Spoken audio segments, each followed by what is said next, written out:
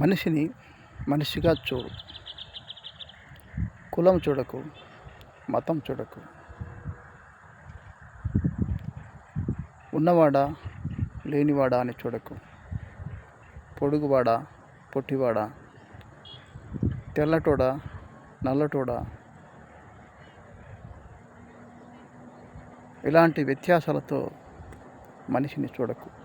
ఎందుకంటే దేవుడు మనిషిని సృష్టించినప్పుడు అతడికి కులము లేదు, మతము లేదు, జాతి లేదు, వర్ణము లేదు.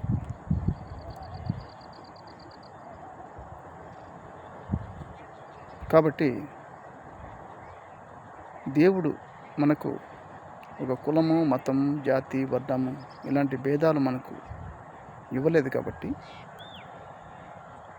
దేవుడు తన స్వరూపమందు తన పోలిక చొప్పున తనకు ప్రతిబింబంగా మనిషిని సృష్టించాడు.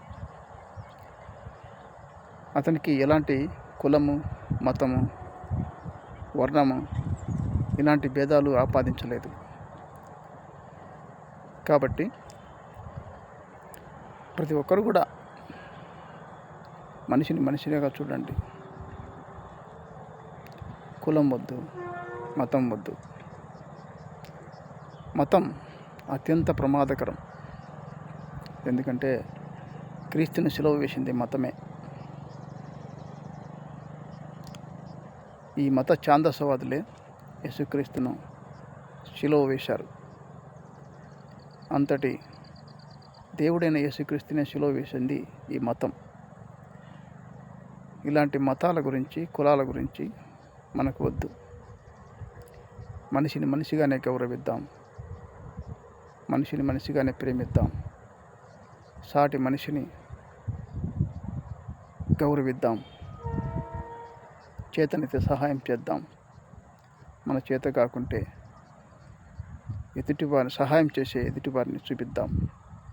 అంతేకాని కులం పేరుతో, మతం పేరుతో మనుషుల మధ్య వైషమ్యాలు, విద్వేషాలు, పగలు, ప్రతీకారాలు ఇలాంటివేమీ లేకుండా శాంతి